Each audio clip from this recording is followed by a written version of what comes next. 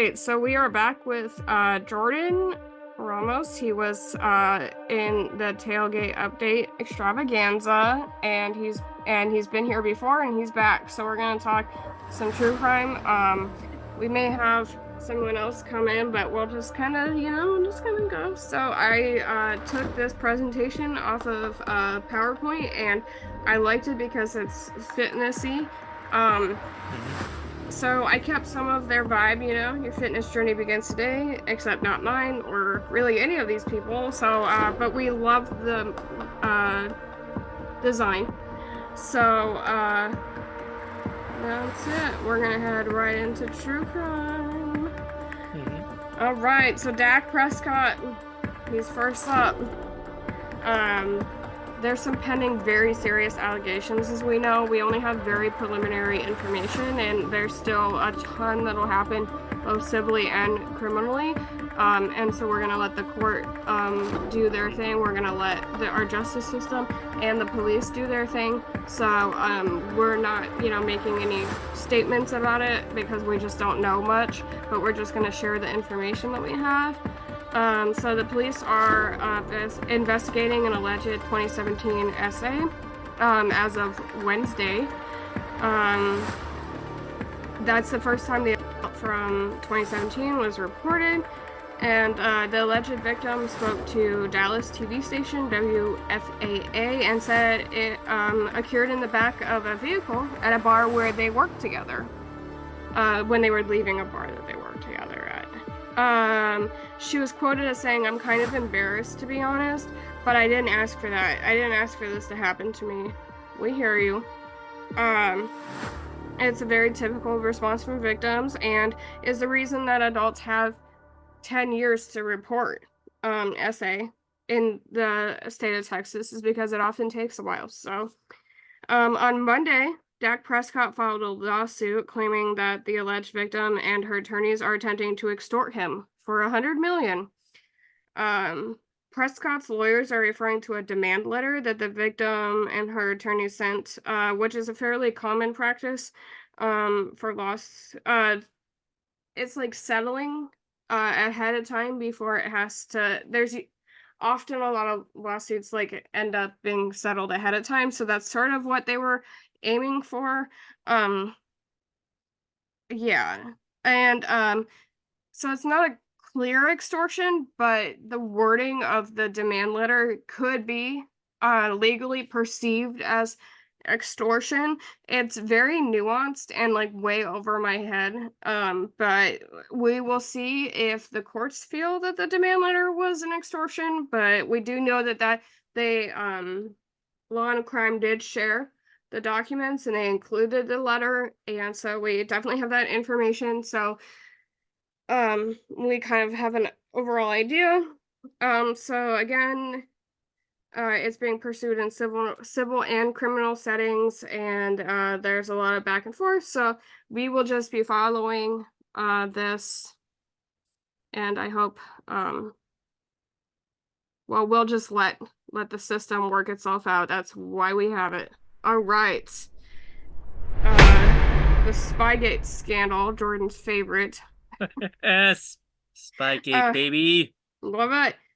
Are you curious how the director of Dynasty approached an interview of Bill Belichick for their episode on Spygate? As we know, Apple TV has a show, Dynasty, and they have gone into all the scandals on the Patriots, which are numerous. So definitely check those episodes out. It's multiple. They couldn't fit into one.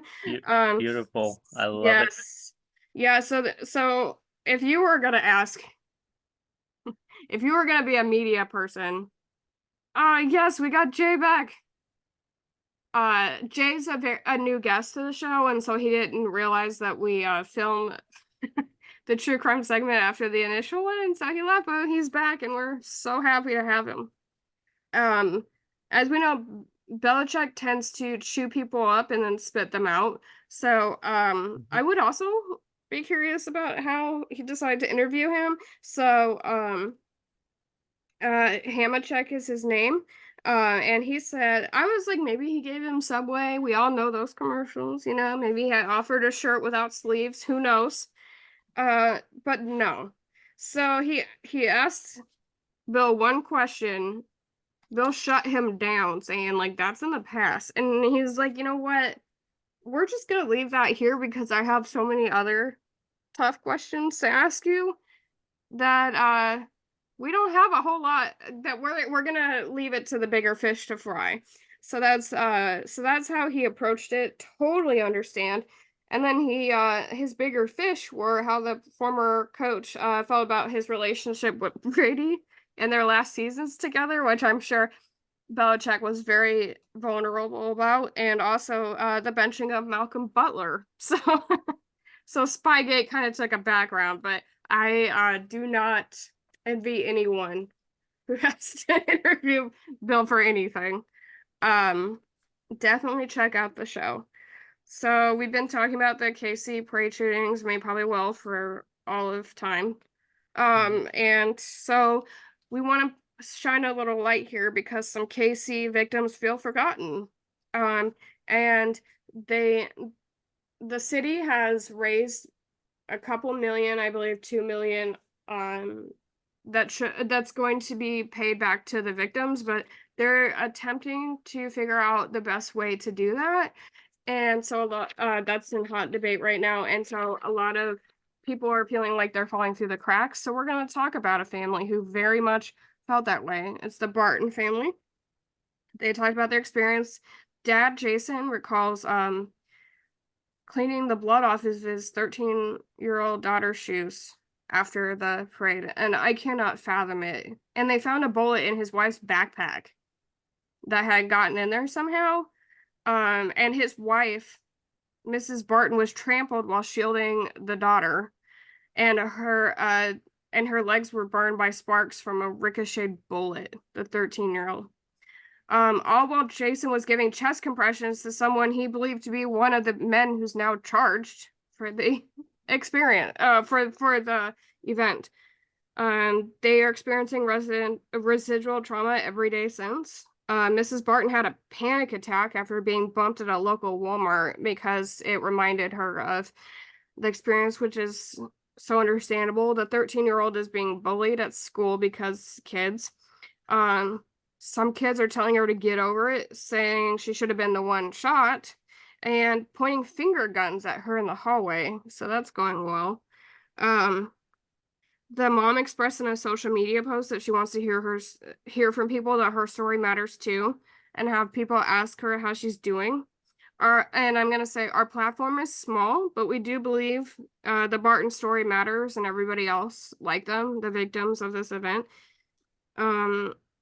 It matters so much, and we hope for healing for the family. And we see you, and we hear you, and that is why we are acknowledging your very important story.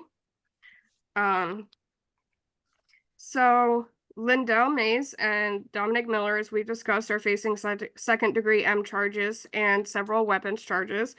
2 juveniles have also been obtained. Obviously, less information about them, as it should be. Most recently, 3 new individuals are facing federal counts related to the illegal purchases of high-powered firearms with extended magazines.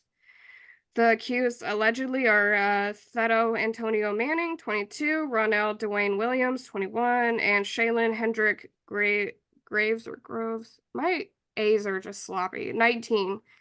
And it's really sad to see so many young men because I don't think any of them are over even 25, facing all of these charges, and to have this happen to everyone, it's really tragic. And hopefully we can learn from this when we move forward. Jay, you have a daughter. Can you imagine like the how my nephew was 13, and I can't quite fathom it. The fear and sort of like the protectionary, and then having to like go through that experience with someone so young. It seems really difficult. I cannot. We had experiences when, she was in college with, just the usual thing, roadside, you know, breaking down beside the road, Yeah. middle of the night, and uh, scary roommate incidents, the usual college stuff, but nothing, Yeah. nothing like that. Yeah. Yeah, and you're lucky she wasn't around in the Ted Bundy era either. Like, breaking down your car on the side of the road is probably safer than it was at least like 20 years ago. Yeah, from 15 to 20 years ago, it's just become so much, at least people acknowledge that, hey, this person could get help at the touch of a button. So, Mm, it's not as scary as it was even 20 years ago. yeah. Hmm. Yeah, so our hearts are with the victims, and it's sad to see so many young men who are facing such serious charges because there's so much like untapped potential there that is being I mean, people need to be held accountable, but it's just unfortunate to see young men kind of making their lives much harder early. Janarius Robinson, just a recap here. He was released from the Raiders after he had arrest for a DUI in Vegas, where he allegedly hit a woman with his car last month. He was subsequently signed and then released by the Vikings. He was released yesterday, so things haven't been going well for Janarius. Um, yeah, so we're just kind of recapping because we've been discussing his very fascinating DUI recently. Jerry Jones and Zay Jones. We have the Joneses on this one. Uh, so Jerry here is facing one less lawsuit. His potential daughter, Alexandra Davis, sued him for defamation in March of 2022 after alleged behavior um, from Jerry and others. After she filed her paternity suit, she was saying that they were not being nice after she filed that suit. And so she was saying they were slandering her name, basically. The lawsuit was partially dismissed, as we discussed last October. And then the judge is like, you're going to need to fix this, this, and this, but they only partially threw it out. So then she resubmitted that in November. And now the suit has been fully dismissed with prejudice, meaning she can't bring it back to court. And there are plans for appeal, of course. Everything is always appealed, but the paternity suit is not dropped. And his other legal things are not dropped, just the her defamation lawsuit attached or in reaction after the paternity suit that has been cleared. So one less for Jerry. All right. So we got Zay here. His domestic battery charges have been dropped. He was arrested last November for those. He was having some like custodial arguments with the mother of his child, and he ripped her necklace off, I guess, in a parking lot, and it left like some marks. Um, we certainly don't like condone any kind of violence, but it wasn't like a huge surprise due to like, it's not like body slamming your partner or something else. Um, so the Florida State Attorney Office declined to pursue the misdemeanor battery charges this past Tuesday, and that's all we know. They haven't said why, and they probably won't. So, Zay is that whole situation has been laid to rest. That was kind of some big news this week. All right. The 3 Kansas City Chief fans, y'all know about that one, right? Yep. Yeah. So we're going to talk about one of the victims' families because they're doing a lot right now. I'm not saying that in a bad way. I just mean they're very active. The Harringtons, parents of one of the victims, David, launched a T-shirt campaign to keep the men's memories alive. It's available on Bonfire for a couple more days if you're interested. And Teresa Harrington, John's wife, John is David Harrington's dad. They have a GoFundMe for legal aid assistance. It's titled Help David Harrington's father, John. So definitely take a look at that if you're interested in helping one of the families. And John has mentioned that he plans on filing a wrongful death lawsuit in the future, which is not related to the legal situation in the GoFundMe, but that's like in the future. And he's waiting until the criminal investigation is over because they don't want to intrude on that. And so, yeah, nothing else. No further investigatory things have happened that we know about. That certainly doesn't mean that it's not happening, but we are not aware of. So, just keeping the families in our minds and a couple opportunities if you say want a t-shirt. Okay, this one's pretty good. So in between the tragedy that a lot of these situations are, we have some moments of levity, and this is one of them. Especially this week, we do. Von Miller. We've been discussing him quite a bit because of his little DV arrest recently. But anyway, Von Miller, Jordan Poyer, and Aaron Rodgers attended a Costa Rican ayahuasca retreat this month. Pat McAfee said the retreat was actually really nice. It wasn't roughing it like some people had mentioned. You kind of think about like, no deodorant, kind of living in the bush, but apparently it's actually a nice setup. So, Jordan Poyer captioned on an Insta photo, he posted a bunch of photos of the retreat and he captioned it, "When we look within and heal our own wounds, we contribute to the healing of the planet by shifting the collective consciousness towards greater love, empathy, and sustainability." So took the words right out of my mouth, Poyer. Good to see our good to see her doing some healing over the off season in Costa Rica with mental healing. Yes, so important. Antonio Brown, he's almost got a permanent slot in our segment here. He's holding people accountable while simultaneously doing things that require other people to hold him accountable at the same time. It's quite fascinating. He does have $40 CTE SPN, so it's like a take on ESPN, but with CT in beginning, starting it. Well, that's what he's always hashtagging everywhere. So he has some t-shirts. Am I gonna get one? Maybe. Definitely. Because you're a sick human being, Julie. What? Because you're a sick human being. Yeah, well, we knew that. Okay. In other news, AB has blocked the social media character person Neon. I believe there's a 3 instead of an E, but I'm assuming it's Neon. I'm not enough of a Gen Zer to actually find out, so that's what we're gonna call him. And he blocked him because Neon said, "Hey, give me my 25K for that Louis Vuitton I gave you," and he hit him with the blog. And I think that maybe Neon shouldn't have asked AB on social media if he piped Tom Brady's ex-wife Giselle on a recent kick stream. That might have ruffled some feathers. Not the great way to get your money back.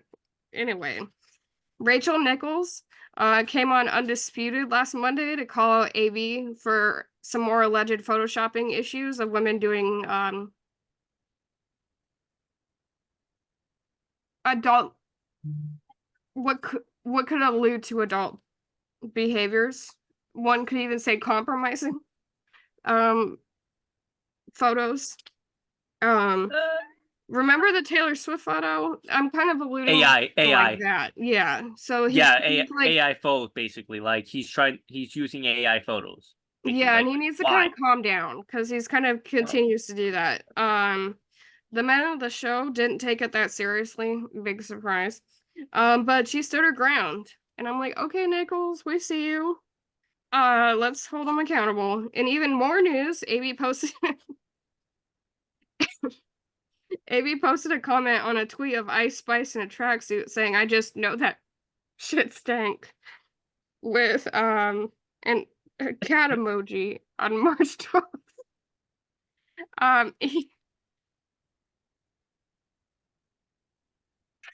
CTE, baby. He received a lot of backlash for that one. unsurprisingly. And in a turn of events, AB did the calling out saying, "You think I'm fucked up," on a tweet alleging that ayahuasca retreat attendee Aaron Rodgers propagated some conspiracy theories in the past. Rogers has since refuted that that ever happened, but all I have to say is CTE SPN shirts for everybody. So, uh, okay. So, a lot of times brothers, especially big brothers, are very protective, but it went a little south for Trayvon Milton.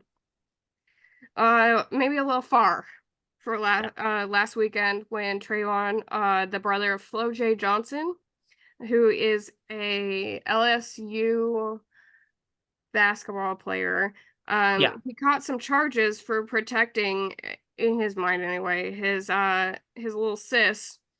He was arrested for assault and battery charges in South Carolina after making contact, unclear what that means exactly, with player Camila Cardosa after she shoved Flo J on the court at the SEC tournament game. Milton actually pushed an SEC employee and stepped on their shoulders to get onto the court, and then proceeded to make contact with the woman who shoved Flo J. He was released on a strangely specific bond of $1,000, $1,087.50 on the 11th, and he's facing 50 cents. And he's facing 2 misdemeanors. So, yeah. They mentioned something about storming the court being an issue. I don't think that that's what this is. Because, yeah, you stormed the employee and then you stormed. So, like, let's differentiate here. But, like, yeah. Just kind of a wild occurrence. Okay, we've been seeing a lot of things from college basketball recently, and this is just another one. Yeah. Any thoughts? So, would you step on the lawyers again to report to contact another woman because of someone shoving your little sister around? I don't know if y'all have little sisters, but this one seems kind of dramatic. Yeah. It's like you're protecting your little sister. Like, it happens. Yeah. But he did interrupt the game. Yeah, same. I mean, it's like I've never seen that before. I've seen a player go into the crowd. I've never seen a member of the crowd come into the playing court ever. Yeah, it's just so weird. It's just so weird. Like, To make contact. Yeah. You should find the clip. The looks on some of the players' faces are just priceless. They're like, wait, what? Yeah, exactly. Yeah. Because the security people are just like dressed like, in suits, and they're out there, but then somebody just steps out, in a t-shirt from the crowd. It was scary. And makes contact. It was scary. Yeah, he was there. Keep your hands to yourselves, ladies. Or you never know if Trayvon's in the crowd. If you're playing against LSU, definitely don't. Just don't. Oh, okay. This is when we talk about the DP case I was mentioning earlier. And ladies, no, not that kind of DP, like the other kind of DP. The new video was released, Chance Comanche's alleged victim, Morena Rogers, shortly before her life was taken, allegedly by Chance and his ex-girlfriend. A Vegas liquor store CCTV captured Rogers smiling, unaware of what was coming.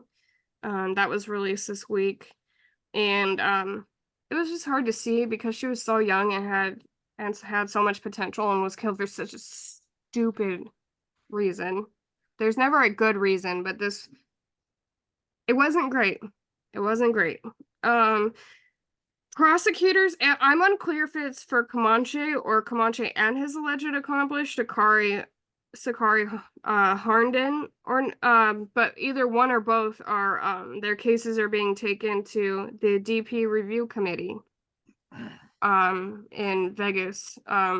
This is the first time that DP has been on a potential sentence in our segment. So that's new. And so we will be following that. And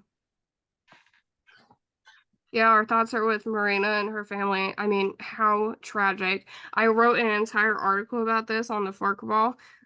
So definitely if you don't know the case, we've been covering it every week, but if you haven't seen it, I lay out all the details that were current at that point. And yeah, and now DP might be on the table, so there we are.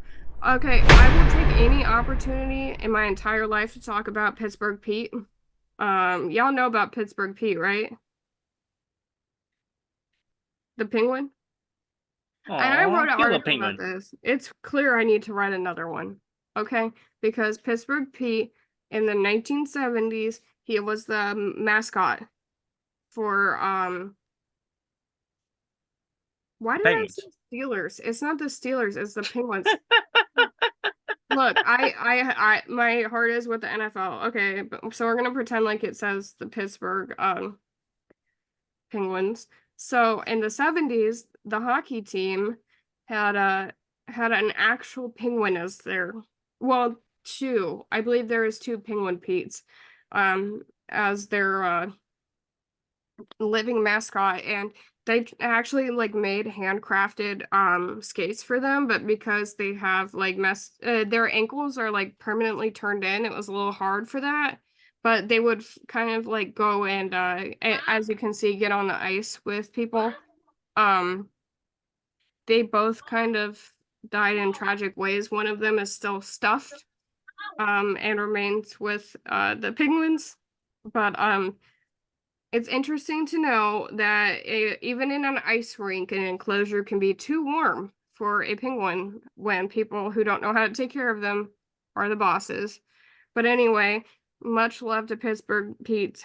They are my favorite mascots in the whole universe. Okay, so there's a bobble there. Right after we talk about DP, we're moving to a bobblehead scandal because that's how this segment works. There's a bobblehead thief out here, y'all. The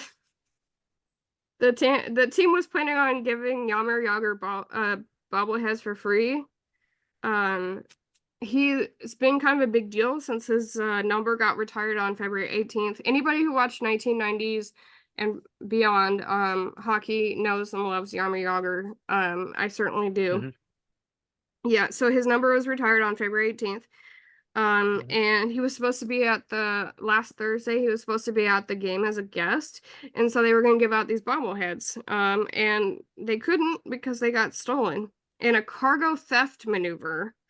Only waste management professionals allegedly could orchestrate. I think y'all know what I mean, what I'm referencing there. The fans received bobblehead vouchers at their city's game, and the local and federal authorities have been notified. And according to the social media post by the Penguins, Yager is on the case of the stolen bobbleheads, a case in good hands. So we'll be following the case of the stolen bobbleheads. Could I say something about that? Yeah. It's an ingenious idea and just almost foolproof because at least 50% of the people take their bobbleheads and go immediately to eBay or Etsy and resell them, you know? Mm-hmm. And you're not having to do proof of purchase because they're never purchased. Right. So it's the perfect thing to fence, it seems like. Absolutely. TVs, stereos, and now bobbleheads, you know, break into that truck when they're moving. I know, but a bobblehead doesn't have a serial number. I mean, it's almost untraceable. Yeah. It's like stealing bearer bonds or something. Yeah. Now, did they know that they were going to be free? I don't know. Because if they weren't, this would be a slightly different story. But yeah, I hear you. Okay. Sorry, just talking out loud, thinking Yeah, out loud. no, I can't wait to see what the federal and local authorities do about this. I mean, can they really prosecute someone for stealing something that was going to be free? I don't, Maybe. yeah, because now everybody has vouchers and they have to remake them. I don't know. Well, that makes sense. Yeah, it will cost them. Yeah, Okay. that was Sorry, just bobblehead money. Okay. yeah, getting that bobblehead money. And my question is, did Yammer Yager have a mullet on the bobblehead? I don't know. Was a strange. I mean, he was on my fantasy hockey team in the late '90s. So that's all I know about hockey is the 3 or 4 people that were top On your team. top I drawer, watched right? him play on the TV a lot, and my dad said very not nice things about him because he was kind of a what could be perceived as a dirty player. Yeah, there had to be one on every team. Yeah, but some of them really stood out, and Yager really stood out. You're Really right. stood out for that reason. Yeah, and he also taught me that JAGR somehow becomes Yager, and that's a lesson I needed to know. Absolutely. Yeah, I stand by the fact that the NHL has helped me pronounce a lot of European names, past and present, and probably in the future. So that's an invaluable skill I can attribute to them. I also wrote an article about the best parts of 1990s NHL, so definitely check that out on the Forkball. You'll know Okay, where that I am. sounds good. It was a gem, and Pittsburgh Pete. I mean, truly, I cannot emphasize enough how amazing they were. So Corey Perry, moving on to another NHL story. That Blackhawks and the NHLPA straightened things out Thursday. The NHLPA made their motivation to file a grievance over Perry's contract termination by the Blackhawks known.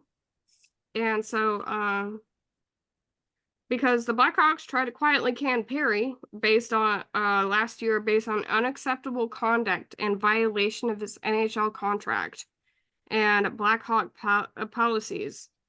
I would like to know what those policies are since we've been covering Brad Aldrich's stories recently, but we'll get into that later. I digress.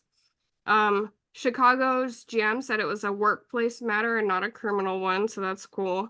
Corey came out saying he was working on his relationship with alcohol and with professionals, and he apologized to the team, his family, and everyone else impacted. We covered that before, and it's not clear what the substance of the grievance would have been. And they have an undisclosed statement that's been agreed upon between the NHL and the NHLPA. So that clears up almost nothing.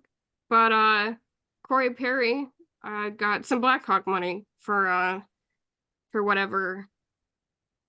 There's so much we don't know that there's almost like so many things you can't say because we don't know what prompted it. We don't know what the settlement was, but we know that the case is closed. So there you go. So now we have everybody else. This is the segment for like the random cases that because I usually go by sport. So these are our other Oh my sports. god, yes. The majestic pants for the MLB. Pantsgate, and we're not Terrible. talking about LuLaRoe's yoga pants of 2013 either. Dear No, not LuLaRoe. God, yes. Lululemon, yeah. Yeah, they're like the Nike pants, they are bad. Those uniforms, they look Yes. they're cheap, they're bad. They're showing players all their glory. It All of is it. terrible. Showing what their Those mom made 'em. jersey are terrible. There's a lot And of talk right now because I guess Fanatics bought out the company that used to make them, a yeah, smaller company. yeah, they're making it cheaper. Like it's a cheap imitation of like what's good. Like it's hilarious but sad. We can see some leg some see-through leg action here. We've been posting like different social media Memes, posts baby. roasting fanatics in the MLB. We have discussed that there is a very real pants shortage happening right now in the MLB. Yeah, they had to go back to last year's pants. Like, Yeah, they've had to it's use last year's pants. And where that is not an option, they have see-through pants. So yeah, hopefully we can find some pants for the gentleman. So there's no signs of Pansgate slowing down. Multiple league sources hilarious alleged. though. What? It's hilarious. Oh, It's funny yeah. but sad. Multiple league sources allegedly have said that the pants are the same as last year's. It's just the lighting is different from the photo shoots. Ooh, you sure about that? This gentleman is not in a photo shoot.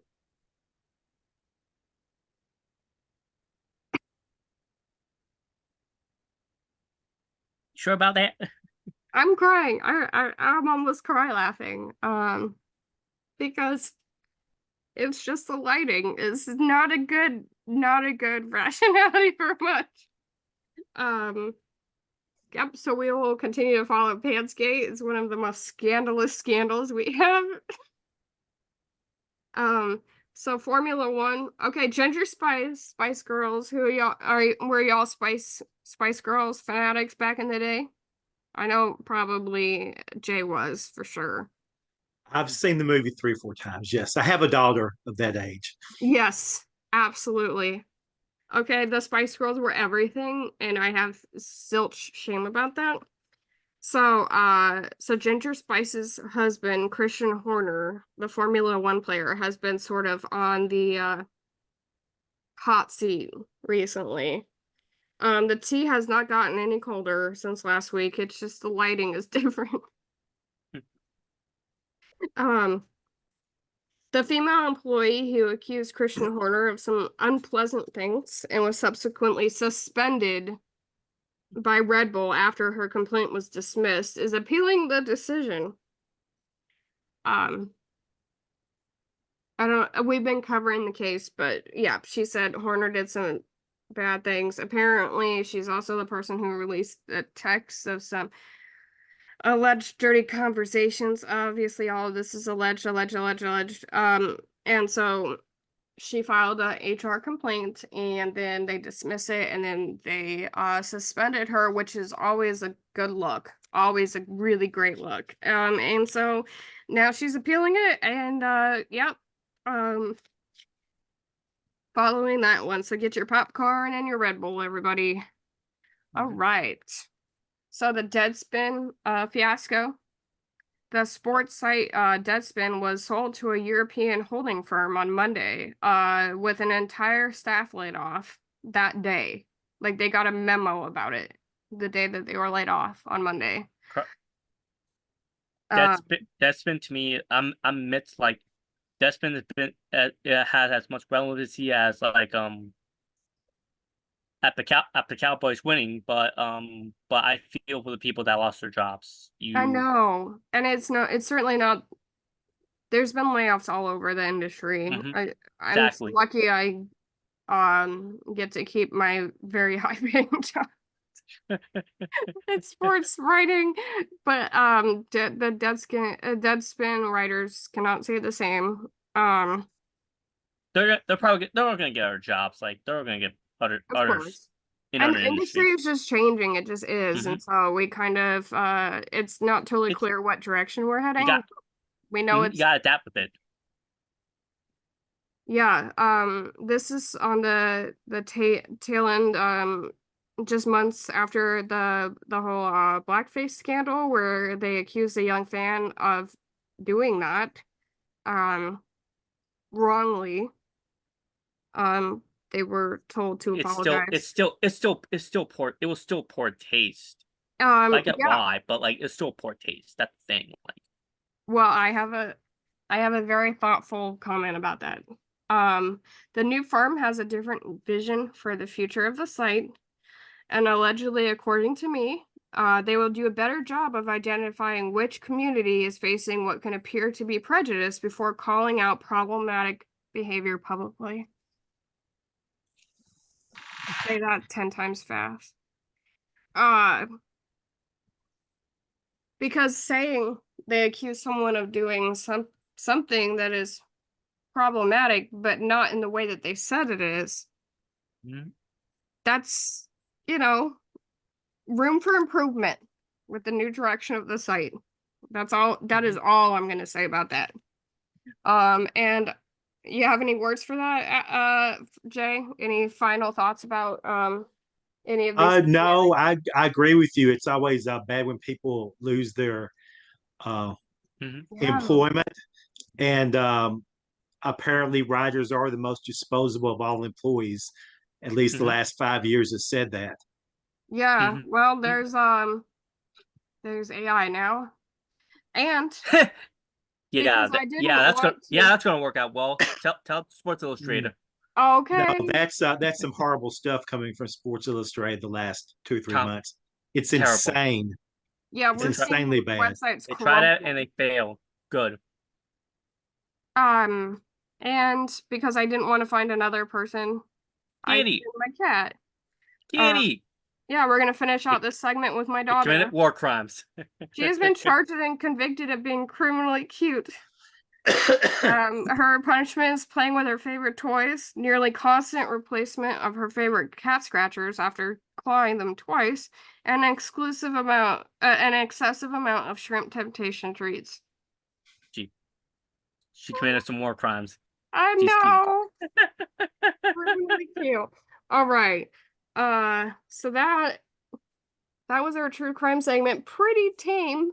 In terms of what we've been dealing with recently, and don't worry, there's no murders, people. You just have to wait for next week. No, we had one. Don't. Again, there's no major murders. There's only one. Don't worry, people. There's gonna be a lot more spicy stuff in later this month, or maybe in the summer. Yeah, I mean, we've been following it. We know there's been lots of. Okay, so yeah, I went easy on y'all because this week was tame. Gentlemen, please let us know where we can find you again, because we do post these segments on different days, so we want to make sure that everybody, because true crime is where it's at, that everybody sees knows where to find y'all that watches our podcast. So where do you write? What's your social media? Tell us everything. I go under Ajax Allen on Twitter or X. I write very occasionally for the Forkball, and on X, I'm basically out there representing Tennessee sports of all kind and blocking people that don't like the Memphis Grizzlies. That's it. All right, and you're on the Forkball writing about public golf, the state of public golf in America. I really wish that you were here when we did our golfing segment, because we talked all about true crime and golf and how dangerous. The alligators are coming. Definitely check out that segment.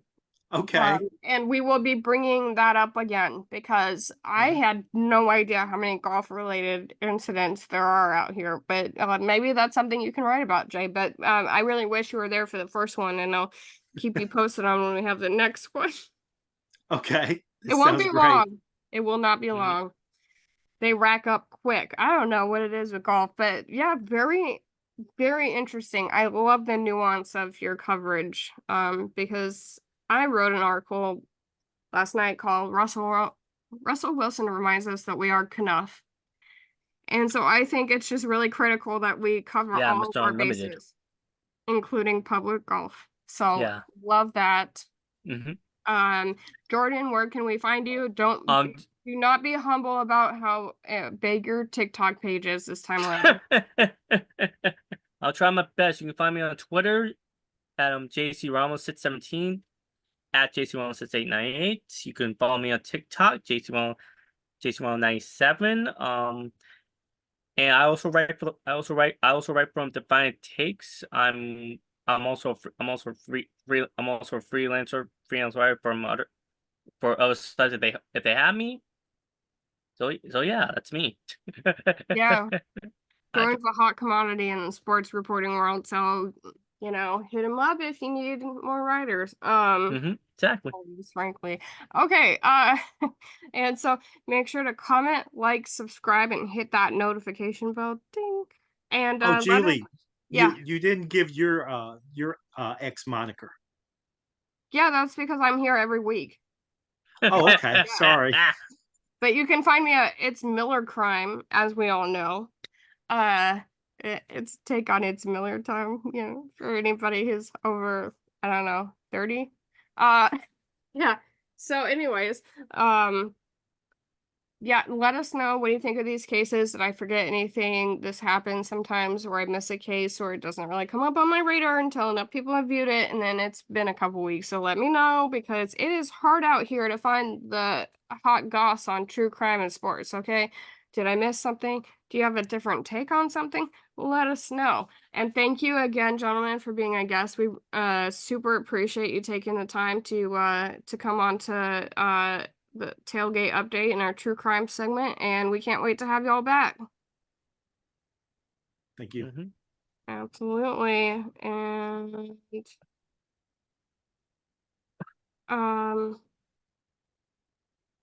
yep. So the recording button is confusing when you have a when you have a PowerPoint, but all right, thanks fans.